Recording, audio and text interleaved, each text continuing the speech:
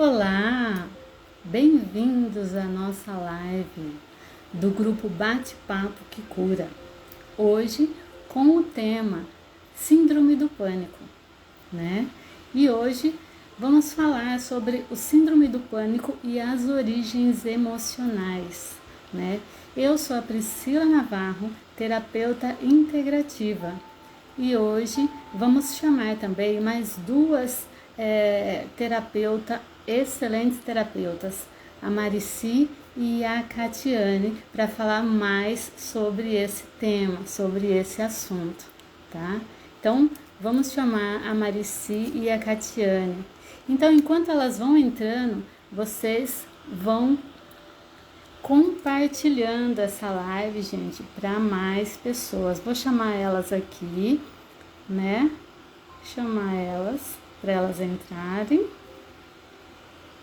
Aí, Catiana. Esse tema, gente, é muito importante, né? Então, vamos aqui. Catiane, tá conseguindo entrar?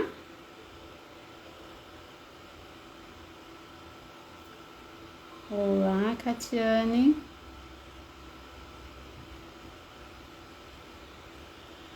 Vamos ver aqui. Aí, enquanto isso, gente, vão compartilhando, né, essa live para mais pessoas, porque esses sintomas. Olá!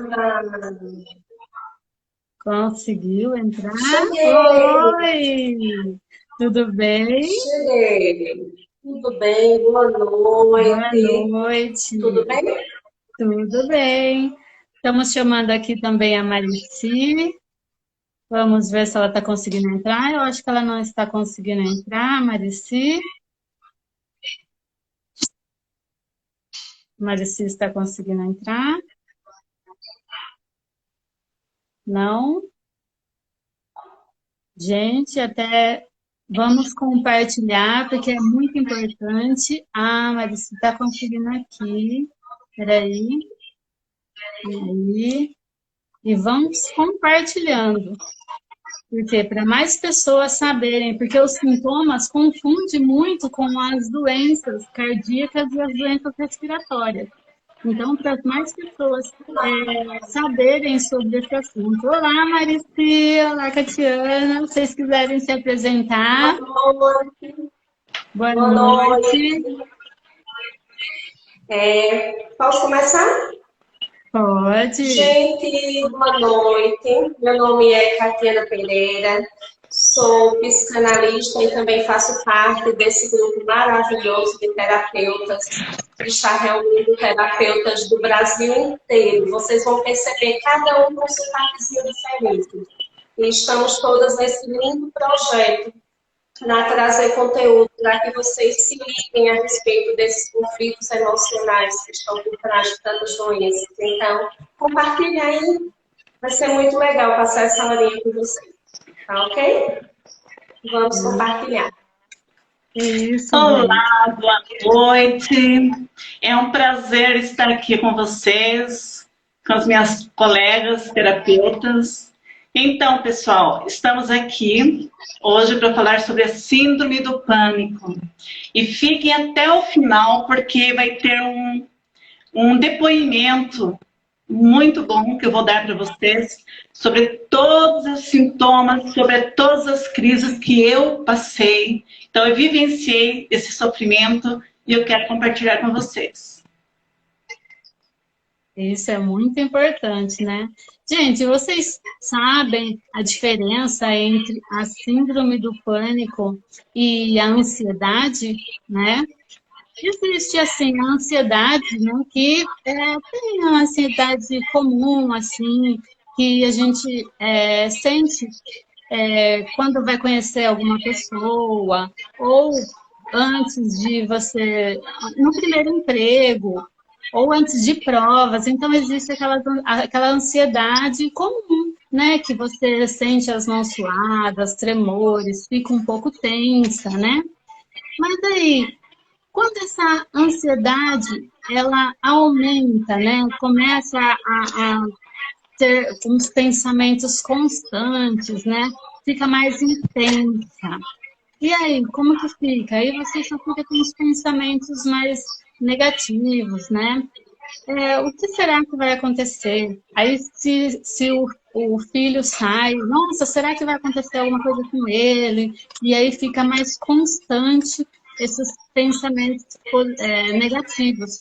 E esses excessos de pensamentos negativos também deixa o cérebro da gente muito esgotado, né? E aí começa também a ter uns esquecimentos, né? Assim, sabe aqueles brancos que dão? Então, são excessos de pensamentos, né? Então, a gente tem que tomar muito cuidado com, com esses pensamentos. E o pânico?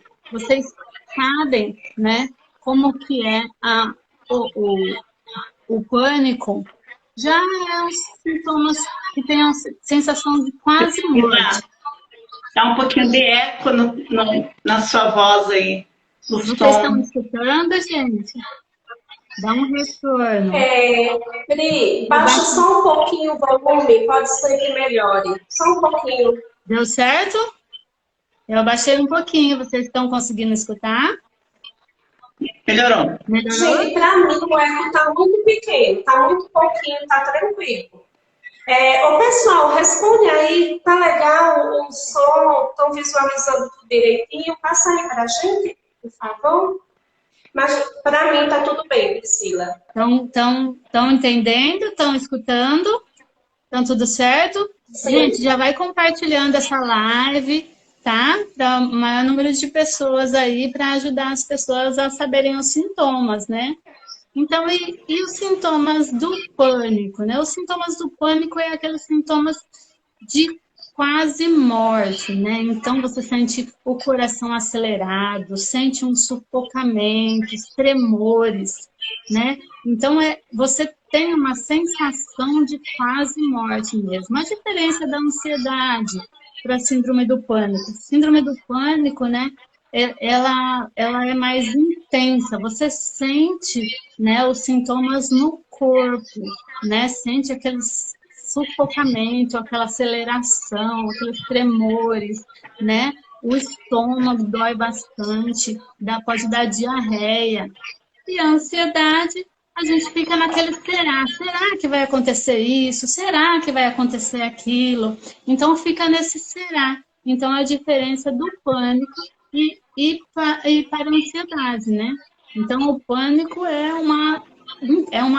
intenso, né? Parece que você vai morrer. Muitas vezes você vai até para o pronto-socorro pensando que é uma doença cardíaca, uma doença respiratória, né? Então a gente tem que se preocupar com os sintomas para não confundir esses sintomas, porque parece muito, né? Então, quer falar alguma coisa, complementar alguma coisa, Catiane, sobre esses sintomas, essa síndrome do pânico? Priscila, eu queria falar um pouquinho, quero falar um pouquinho a respeito, assim, de o que a gente deve fazer se nós temos alguém próximo. Eu posso não ter a síndrome do pânico, a ansiedade, mas se eu tenho um parente que mora comigo, um colega de trabalho que tem uma síndrome do pânico, o que é que eu posso fazer? Eu quero te falar um pouquinho a respeito disso, porque é uma dúvida recorrente. Geralmente as pessoas não sabem o que fazer diante disso. Então, assim, o primeiro passo mostra que você apoia essa pessoa, que você se importa, que ela pode contar com você. Se a pessoa te der abertura, incentive a buscar ajuda especializada. Um fato muito importante é desacelerar o estilo de vida. Então, alimentar a fé também ajuda muito, porque nós sabemos que somos seres biopsicossociais, que uma área interfere a outra. Se o nosso mental não está bem, o nosso físico vai ser afetado, o nosso espiritual também. Então, as três áreas precisam estar em comunhão. Então, assim, uma coisa importantíssima é você não sabe do que se trata, vai estudar um pouquinho sobre o problema para que você se coloque um pouco no lugar daquela pessoa, para que você possa entender um pouco como ela se sente, que existe muito sofrimento por trás dessas crises. Então, a gente tem que, no mínimo, respeitar. A gente não pode medir o sofrimento que não é meu. Então, assim, o que é que eu não posso fazer, em hipótese nenhuma, quando alguém próximo está em crise? Em hipótese nenhuma. Diga que é frescura, que não é nada, que é só nervoso, é coisa da sua cabeça. Outra, eu escuto muito assim, é coisa de quem não tem ocupação, é falta de Deus. Minha gente, só uma observação aqui. Deus falta? Será que realmente Deus está em falta ali? É falta de Deus? Enfim, não banalizar a situação. Porque existe um sofrimento por trás. Se você não passa, graças a Deus. Mas respeita a dor de quem passa por tudo isso. Então, assim, é aquela questão. Dar apoio. Pergunta no momento ali da crise. Se você não sabe o que fazer, pergunta o que você pode fazer por ela. Ajude-a a respirar melhor, que é a respiração diafragmática. Muita gente faz assim, respirar, eu já respiro. Como é que eu vou ajudar outra pessoa a respirar? Isso é tão banal, isso é tão mínimo. Minha gente, a respiração faz toda a diferença. Porque ela está exercitando ali o pulmão, ela está tirando o foco dos tremores, da falta de ar. Então, exercitar a respiração, ajudar aquela pessoa, porque a respiração fica muito curta. Né? Então, exercitar, trabalhar um pouco essa respiração mais calma é muito importante. Se possível, que se for uma crise muito forte, a pessoa não vai aceitar. Mas, se possível, ofereça água. Tão besta, né? Eu vou oferecer água, mas a questão é que quanto mais água a pessoa tomar, isso vai ajudar a liberar, a baixar os níveis de cortisol e da adrenalina, que são os hormônios que faz com que aumente o ritmo cardíaco, a pressão sanguínea. Então, se a gente tomar muita água, quem está em crise vai amenizar esses hormônios e as crises vão passar mais levemente, né? Sem serem tão dolorosas. Interessante também você incentivar essas pessoas a fazer exercício. Você pede para ela prender as mãos com muita força, muito. Daqui a pouco solta. Prende, depois solta.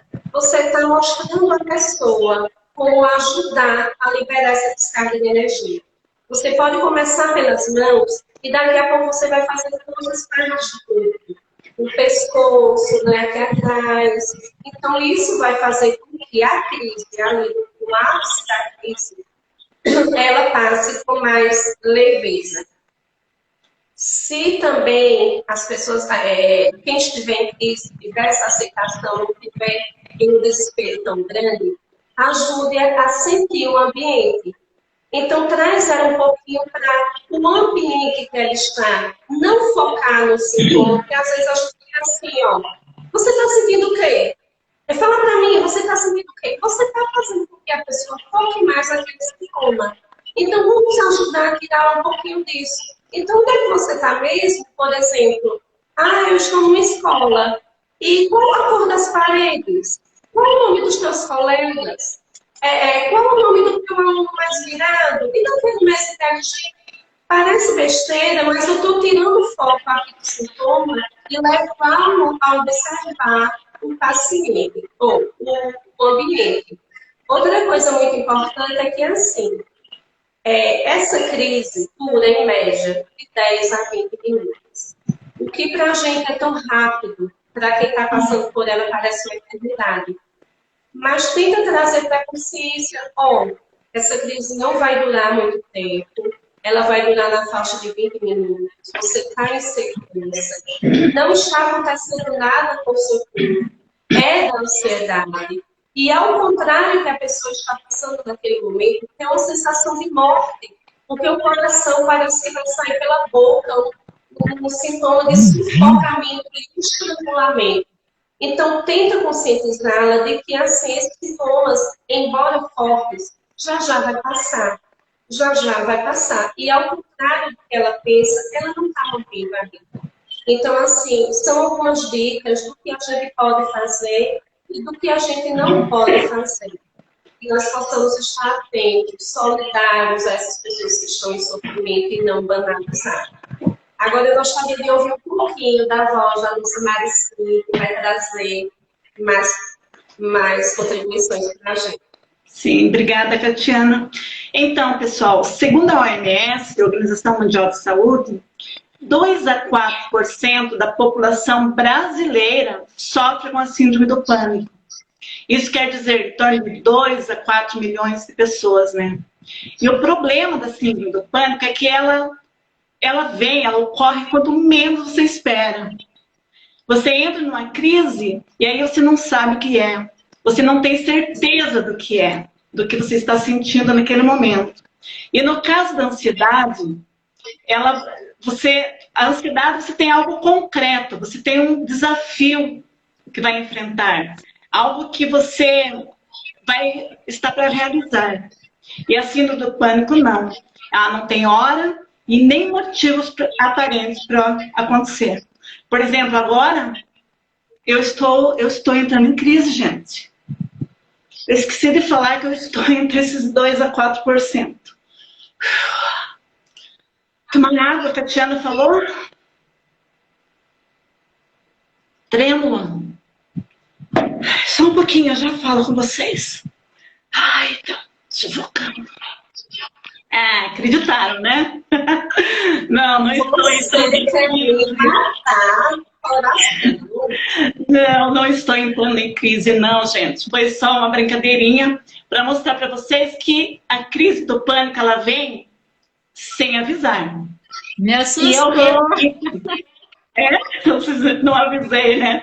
E realmente eu estava entre esses 2 a 4% da população que passava por esse sofrimento. Graças a Deus, eu me curei. E lá no finalzinho dessa live, fique até o final. Porque no finalzinho eu vou contar para vocês como que eu me curei da síndrome do pânico, gente. Então, vamos lá. Geralmente, ter 1, 2 ataques de pânico durante a vida, principalmente desencadeado por algumas situações de estresse, alguma coisa que você passa assim rapidamente, não é considerado um distúrbio psiquiátrico para ocorrer essa síndrome do pânico. Mas a síndrome do pânico, os pacientes eles precisam ter episódios repetidos e a Priscila ficou pensando, né? Repetidos de crises. Eles precisam estar sempre apreensivos em relação ao surgimento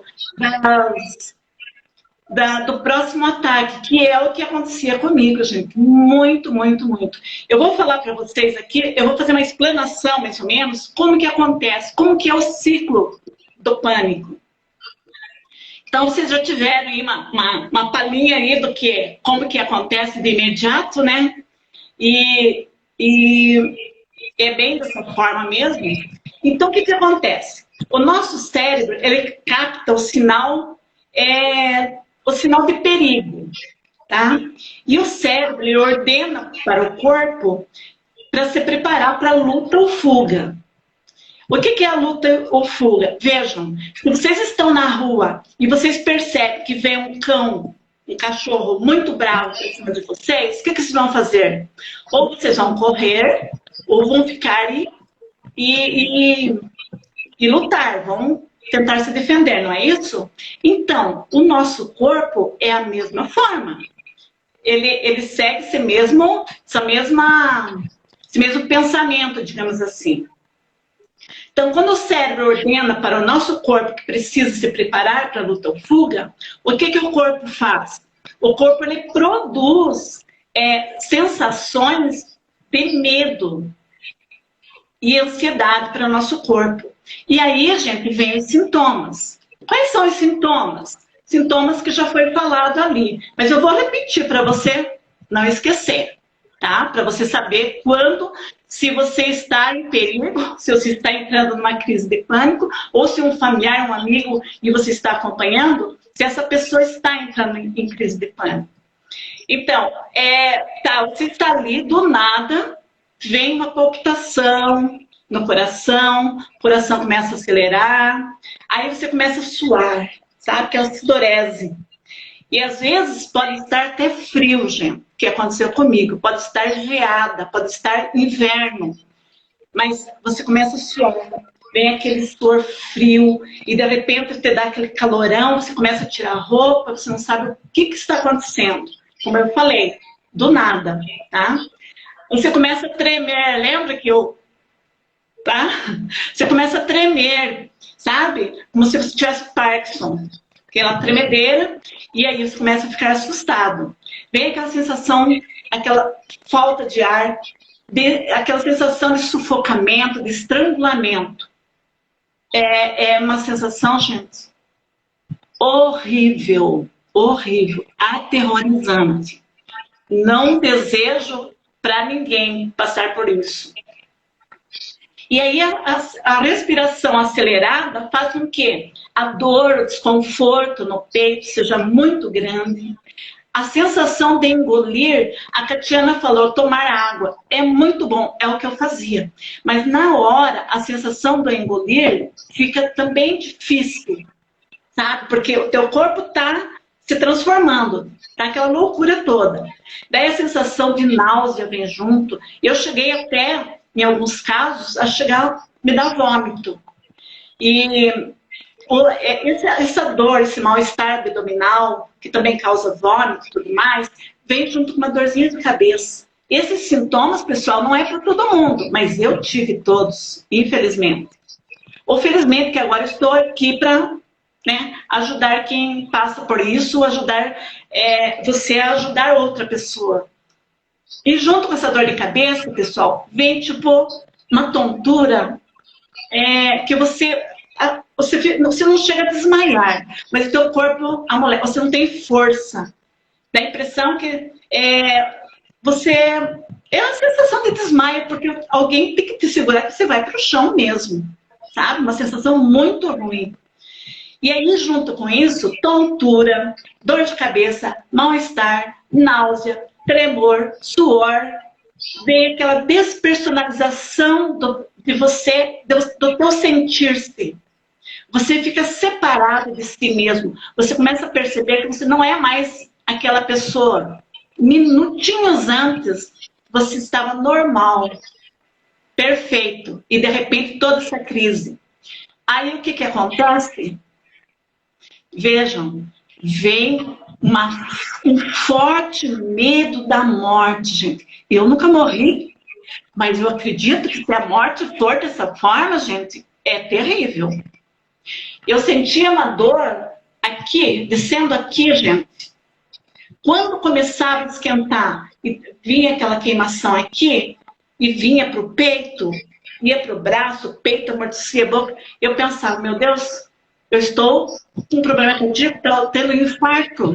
E foi vou lá no final, vou explicar melhor, dessa forma que eu fui parar várias vezes ao médico. Mas tudo bem, sentindo tudo isso, aí os seus sentidos, eles entendem, todos os seus sentidos entendem como esses sintomas fossem perigosos. E aí o que acontece? Quando você percebe essas manifestações corporais por todo o corpo como uma ameaça, a sua mente reage, tá? O que a mente faz? Produz respostas de ansiedade, produz respostas de perigo, produz respostas de medo, produz todas as manifestações corporais que aparecem como se fosse realmente de uma morte iminente naquele momento. E aí o ciclo continua, pessoal. O ciclo continua. Gente, eu não desejo a ninguém isso. Esses sintomas que eu falei, eles surgem assim. de uma forma súbita. Por exemplo, se eu continuasse com a síndrome do pânico e eu estivesse nesse momento aqui falando com vocês e o meu conflito fosse de falar ao público, de falar para pessoas, com certeza aquela ensinação que eu fiz aqui seria real. Entende? E outra coisa, esses sintomas, eles vêm assim de uma forma tão rápida, tão súbita, e ele atinge um pico em minutos, um pico assim tão alto, em questões de minutos, e dura assim, dependendo de pessoa, de minutos até meia hora, 40 minutos. Só que aí a pessoa fica com medo e ela fica naquela tensão. Toda a musculatura dela fica tensa. Será que eu vou ter de novo? Será que vai vir de novo essa crise? E você não tem sossego, você não tem paz de espírito quando você tem essa doença. É um sofrimento terrível, gente. Terrível. Quer continuar? Priscila, se eu falo demais aqui, não sobra para vocês. Então, a gente vai falar também que esses sintomas da síndrome do pânico, né? Elas têm 4 tipos de crise, né? Que já foi falado aqui, mas a gente vai falar os 4 tipos de crise que tem. Que é a crise cardíaca, que dá aquela aceleração, né? Dá aquela contração forte no coração e aquela sensação de infarto mesmo. Essa é a primeira crise, né? Aí a segunda tem a predominância respiratória, que dá aquela sensação de sufocamento mesmo. Mesmo você tendo bastante oxigênio, você tem a sensação de que está sem ar, que não consegue respirar de jeito nenhum, né? A terceira tem como predominância gastrointestinais, né? Então, eu tenho uma dor abdominal intensa, pode ter diarreia, né? Vômitos, enjoos. E a quarta, com predominância, em vertigens, né? Então, você tem aquela disfunção do labirinto, fica com aquela tontura, né? E não necessariamente as pessoas tenham as 4. Então, pode ter algumas dessas 4 crises, né?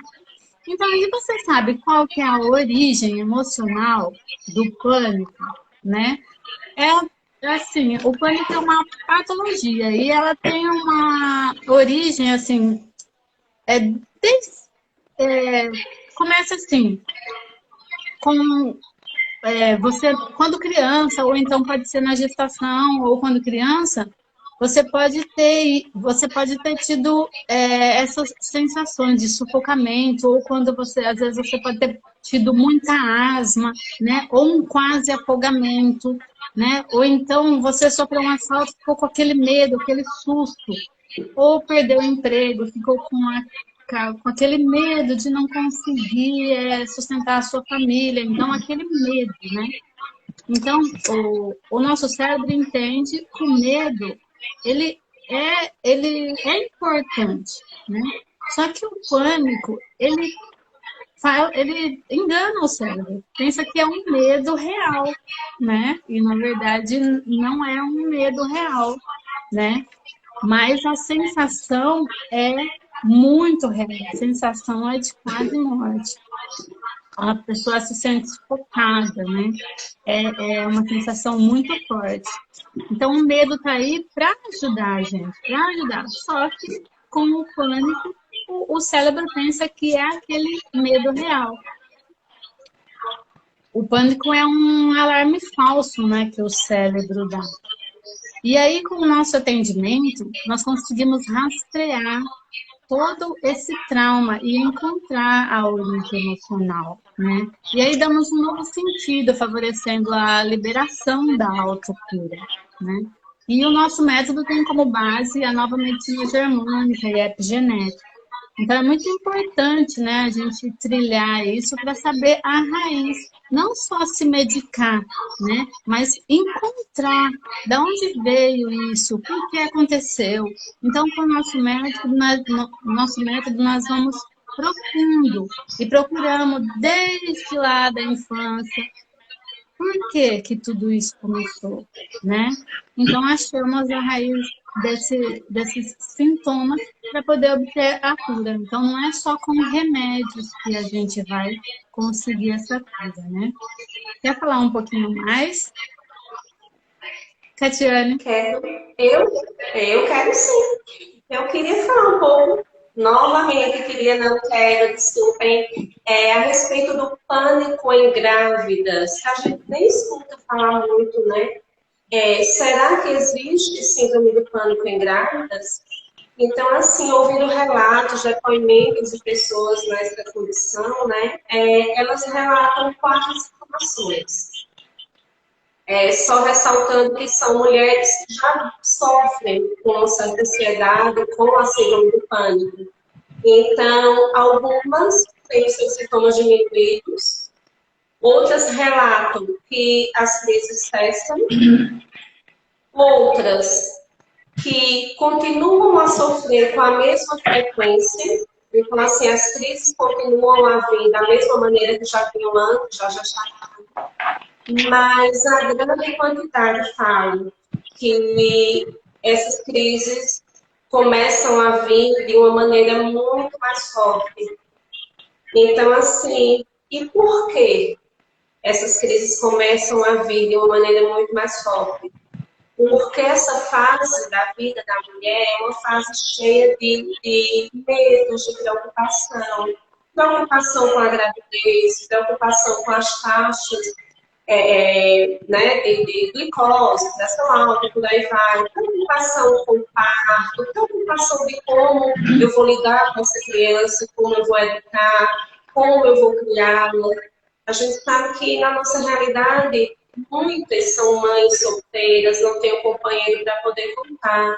Então, em muitas mulheres, esses medos, essa grande preocupação decorrente da gravidez e do próprio bebê, da própria criança, agem como um gatilho para que as crises se acentuem. Então, assim, e o que fazer? Porque grávida não pode estar em medicação. Como é que elas se viram? A gente vê, assim, a dificuldade das grávidas quando tem sintomas leves de uma gripe forte, grávidas que tiveram Covid, que não podiam se medicar. Agora, imagina uma síndrome do pânico, uma crise do pânico. E aí, o que é que eu faço? Então, assim, as técnicas que já foram faladas anteriormente, como soltar, aprender a soltar as mãos, ajuda, a questão da respiração, de trazer a consciência do ambiente, a própria grávida que já sabe que já tem esses sintomas recorrentes, se conscientizar que aquilo ali vai passar e manter a calma, que vai passar. Então, é chato, mas não é fatal. É desesperador, mas não é fatal. Então, trazer tudo aquilo para a consciência de que em breve vai passar. Lembrando que pensamentos geram sentimentos que geram comportamentos. O que é que eu quero dizer sobre isso? Que a gente não pode impedir que um passarinho voe sobre a cabeça, mas eu posso impedir que ele faça o ninho no meu cabelo. Então, é isso que eu falo do pensamento. Os pensamentos ruins vão chegando, vamos tentar dispersá-los. Porque uma vez que eu fico, meu Deus, e o parto? E aí? E se eu morrer do parto? E a anestesia? Se eu cativo esses pensamentos ruins, eles vão gerar sentimentos. E aí podem agir como gatilhos para que a sua síndrome, as suas crises se acentuem. E assim, em todas as idades, em todas as situações, minha gente, terapia. Porque vai ajudar imensamente. Outra classe que não é muito comentada a respeito do pânico, classe não, faixa etária, em crianças. E aí, acontece também.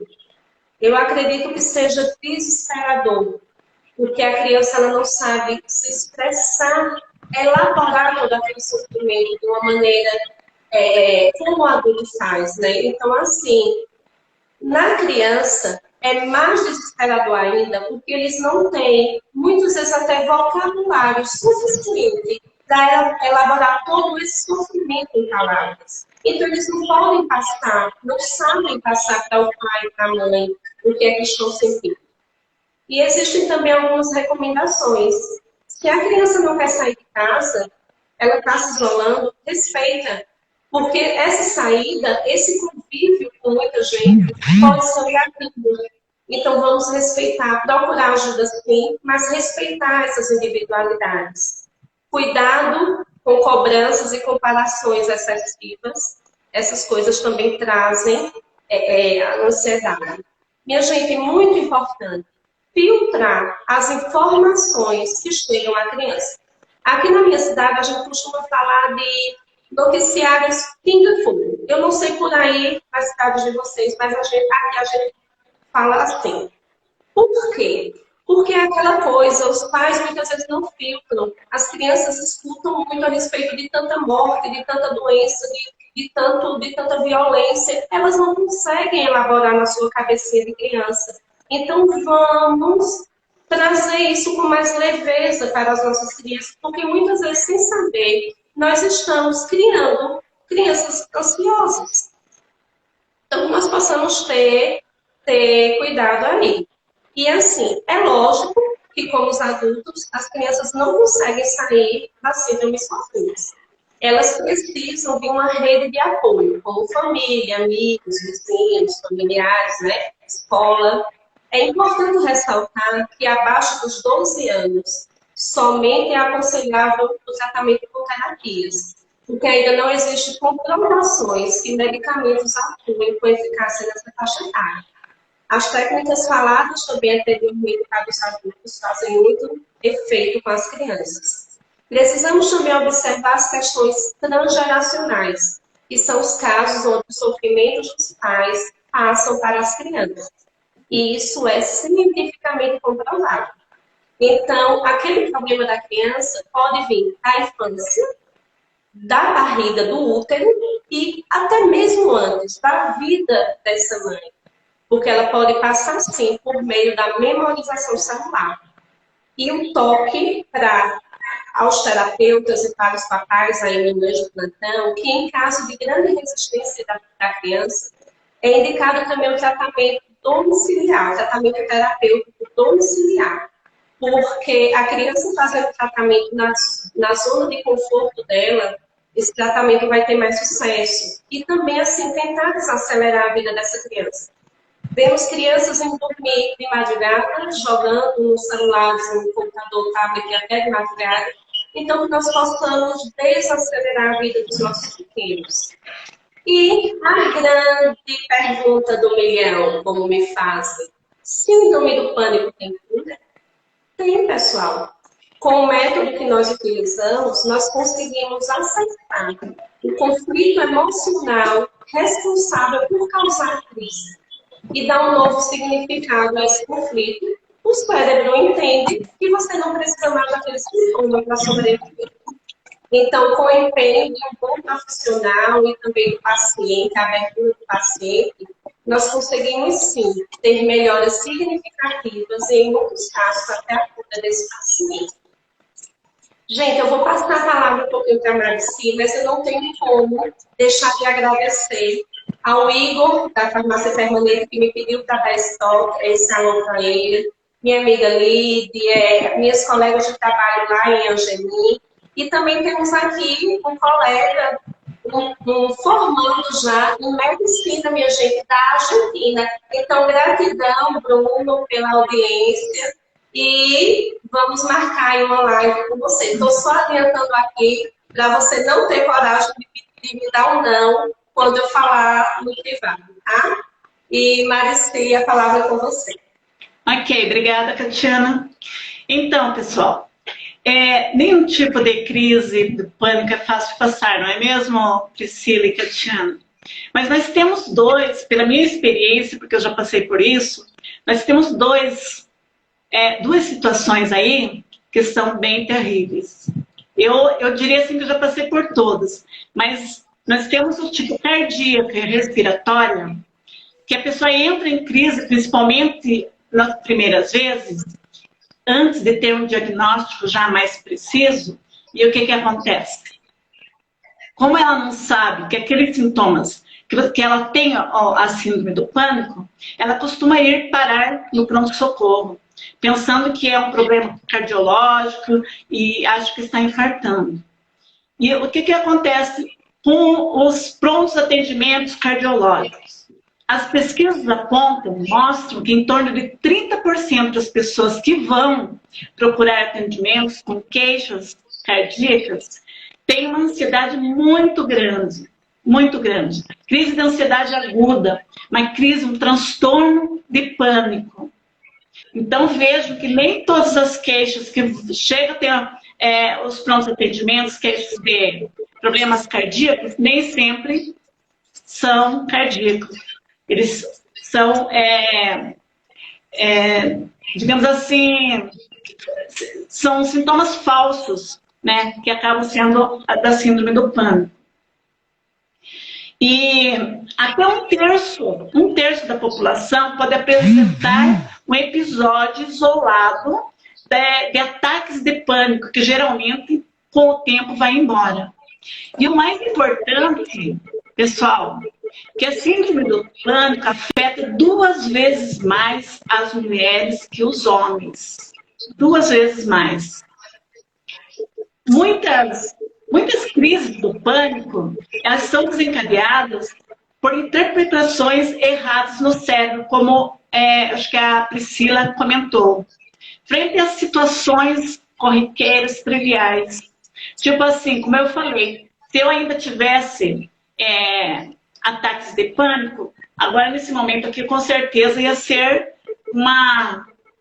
um motivo para eu entrar em pânico, né? Dependendo do que tivesse sido o meu conflito. E às vezes, uma inocente dor de cabeça, uma dor abdominal, pode ser até qualquer coisa aí bem corriqueira, é suficiente para que o paciente ache algo de errado que está acontecendo e desencadeie aí um ataque de pânico. Não precisa ser algo grave, não. Qualquer coisa do teu dia a dia. Mas aí, nesses casos, nós temos o que é chamado, gente, de agorafobia. Vocês sabiam que acontece isso? Sabe o que é isso? O que será que é? É um distúrbio psiquiátrico muito associado à síndrome do pânico. Eu acredito que eu passei muitas vezes por isso, por essa fobia aí. E ela se caracteriza pelo medo do paciente estar em situações das quais não pode conseguir ajuda naquele momento. Ou não consiga facilmente voltar para casa, caso tenha um ataque de pânico. E aí a pessoa, muitas vezes, ele sente-se ansioso, se achar que não tem controle naquele momento da total situação, fazendo com que ele evite situações triviais, que ele evite sair de casa, que vá a um cinema, que faça uma viagem, que saia de ônibus, que pegue um táxi, entende? Que vá a uma loja. A pessoa começa a evitar essa saída dela.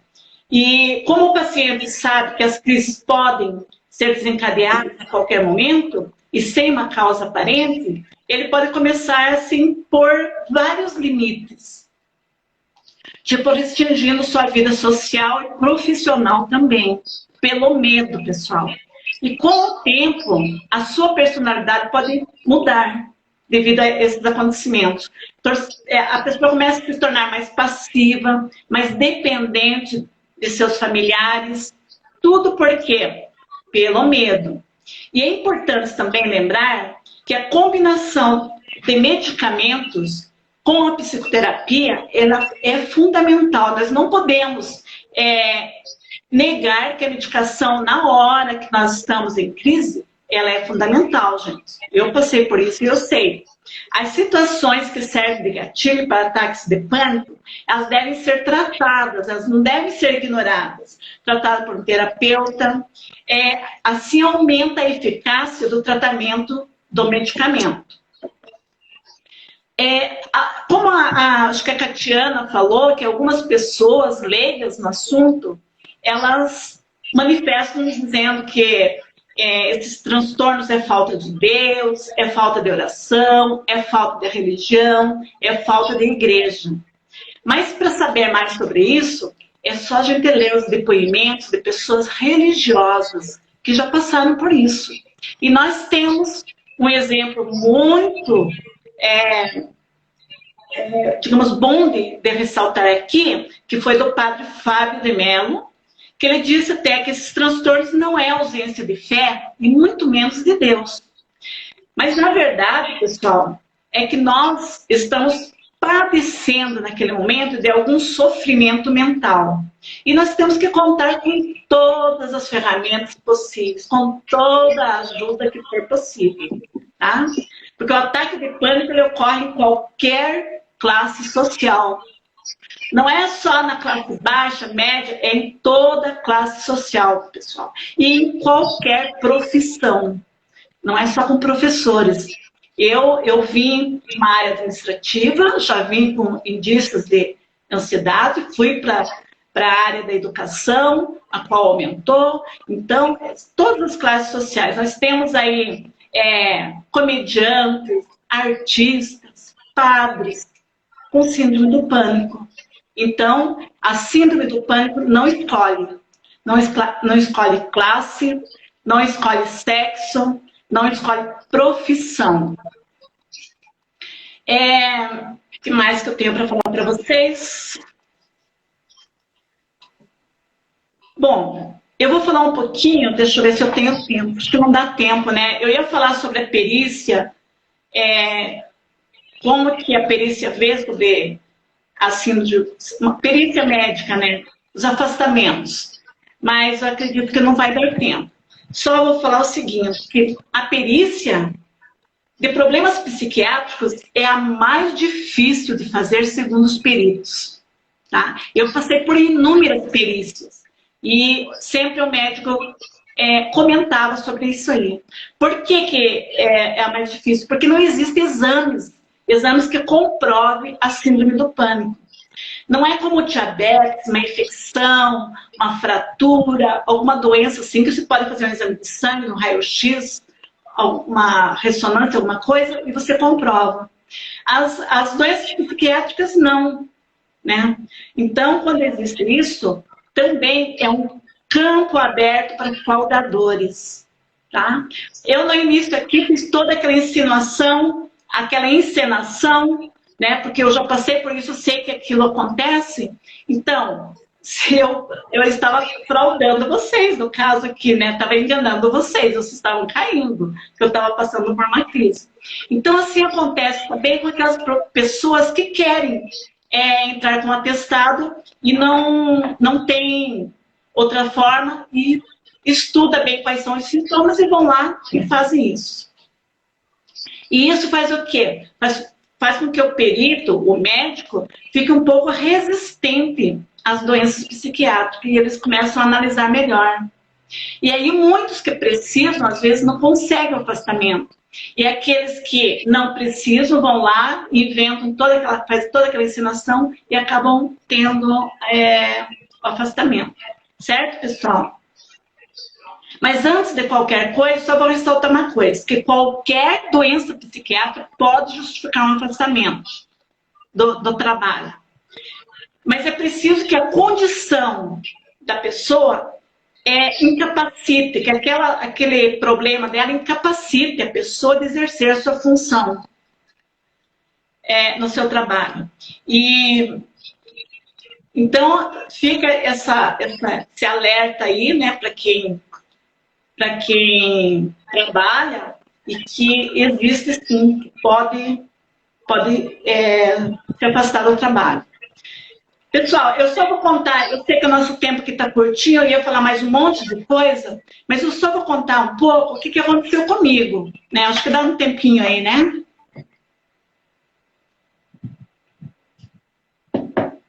Corre que dá. Eu já falo rápido, né, Pilar? Então, assim, eu vinha com uma história de ansiedade, que foi diagnosticado como depressão e tal, do trabalho que eu tive, daí saí por conta disso. E aí passou, melhorei. E mesmo com algum tratamento que eu continuei, até que eu, trabalhando na área da educação, comecei a ter uma ansiedade muito grande, e fui afastada como depressão. Só que um belo dia, eu já tinha entrado com o meu pedido de aposentadoria. Um belo dia não, uma bela noite, tranquila em casa, eu comecei a sentir palpitações, o coração disparar. Aquela crise que eu tive no início aqui, é verdade, eu comecei daquela forma, gente. Comecei com um sufocamento, impressão que estava sendo estrangulada, uma dor queimada do peito, do pescoço que descia para o peito, do lado esquerdo. Parece até um sistema psicológico que amortecia o lado esquerdo. E foi uma crise leve de início. De repente, passou aquela crise, dali uma meia hora, uma hora, veio uma crise mais forte. E aí, como meu marido trabalha, ele é enfermeiro, trabalhou já em hospital, então ele sabia, ele sabe, ele tem conhecimento do que é um infarto. Sem me falar nada do que ele estava achando, ele me levou para o pronto-socorro. Chegando lá, pessoal, a minha pressão, claro, já estava um pouquinho alterada. Mas me fizeram eletro, fizeram exames não deu nada no eletro. Fizeram exames de sangue e eu fiquei lá a madrugada toda esperando o resultado e eles esperando que eu melhorasse para voltar para casa. Graças a Deus não deu nada nos exames. Voltei para casa sem medicação, sem nada. Ali uma semana, novamente, a mesma situação. Voltei para o pronto-socorro. Sempre acontecia à noite. Voltei para o pronto-socorro. Novamente, todos os exames, nada. Dali uns dias, novamente, eu para o pronto-socorro. Fui 3 vezes, gente. Até que o médico que me atendeu, ele falou assim, procura um cardiologista, vai e faz um check-up. Foi o que eu fiz. O médico cardiologista me virou pelo avesso, não achou nada. Me encaminhou para o psiquiatra. Chegando lá, o psiquiatra falou, não, isso aí é ansiedade, isso aí é você veio de uma ansiedade e está numa crise do pânico. E na frente do médico, até me deu um ameaço daquela crise e tal, e ele me acalmou ali, passou. Ele me encheu de remédios. Resultado, eu fiquei algum tempo tomando aquela medicação, afastada do meu trabalho, eu andava dopada e sempre tendo crise, não tão aguda quanto eu tinha, porque eu ficava 40 minutos passando mal. Depois a crise era rápida, durava de 10, 15 minutos. Mas, gente, eu fiquei impossibilitada de sair sozinha, mesmo com a medicação. Pior ainda com a medicação, porque eu andava dopada. Eu não tinha condições de tomar banho sozinha. Eu não tinha condições de dirigir. Quando eu caminhava rapidinho, me dava crise. Eu não conseguia ver pessoas conversando, eu entrava em crise. Resumindo, gente, eu não vou me prolongar nisso. Resumindo, mesmo com a medicação, eu continuava tendo crise. Sabe o que eu me curei? Com uma sessão de terapia dessas que nós estamos aqui falando. Em uma sessão apenas, que durou, eu acredito que uns 20, 30 minutos, eu me curei. Me curei. Quando eu voltei para casa, meu marido não acreditava. Porque o sofrimento anterior era tanto que toda a minha família sofria. E aí, com essa sessão, eu me curei por completo já há mais de 3 anos. Ok? Quem quiser saber mais a respeito, tá? Entra em contato com a gente, que a gente conversa, a gente explica como que é isso aí, como que funciona. Ok? Eu sei que está quase dando nosso horário aí. Então, eu quero agradecer a todo mundo que participou, que esteve aqui nos ouvindo, a paciência por nos ouvir. E qualquer coisa que vocês queiram, estamos à disposição. Vai lá na nossa bio, aqui do Instagram, e entra em contato, que nós teremos o maior prazer em atendê-los, tá? Eu sou Marici Henke, terapeuta integrativa, e graças a Deus estou curada desse sofrimento e estou aqui para ajudar mais pessoas que têm esse sofrimento, vivem sob medicação, e estou à disposição. Beijo para vocês e até uma próxima oportunidade. Eu sou a Priscila Navarro, terapeuta. Eu atendo online, então vocês podem entrar em contato comigo pelo direct, né? E também lá na bio tem lá um link para vocês entrarem em contato comigo pelo meu WhatsApp também. Você, Catiana? Minha gente, sou Catiana Pereira, atendo online e também presencial aqui na cidade. Contato está lá na bio. E só um recadinho, homens, vocês não são super-homens, então olhem para si, bora procurar ajuda. Mulheres, não somos mulheres maravilhas, temos sim o direito de falhar e de olhar para os nossos problemas, sofrimentos e procurar ajuda sim. Fazer terapia não é sinal de fraqueza. Então, estamos aqui à disposição. Eu coloquei aqui digitando que pode entrar sim em contato conosco pelo direct. A live vai encerrar, mas continuamos sim à disposição de todos vocês. Mais uma vez, muito obrigada a todos que compareceram por aqui, que tiraram uma horinha do seu tempo para assistir a gente, tá? Fiquem com Deus, fiquem ligados nas lives do Bate-Papo que Cura. Sempre está tendo live para vocês e daqui a uns dias nós retornamos com outro tema muito bom. Tá ok? Boa noite, tudo bem? E na sexta-feira vai ter uma live de doenças autoimunes, gente. Fica prestando atenção que vai ter doenças autoimunes na sexta-feira, né? Nós colocamos sempre os cards no nosso Instagram. Então, de qualquer uma de nós, vai estar os cards lá para vocês saberem qual vai ser a próxima live, né? Sempre com um tema muito importante, né? Verdade. Então, agradecemos a todos vocês, né? Pela presença de vocês, foi muito importante para a gente. E vocês vão, se vocês quiserem dar uma sugestão de algum tema que vocês querem, também pode dar sugestão, coloca no direct, que daí nós fazemos essa também. Então, tchau, Marici. Tchau, Catiana. Tchau. Prazer. Obrigada. Um beijo a todos vocês. Até mais, até a próxima. Até mais, até a próxima.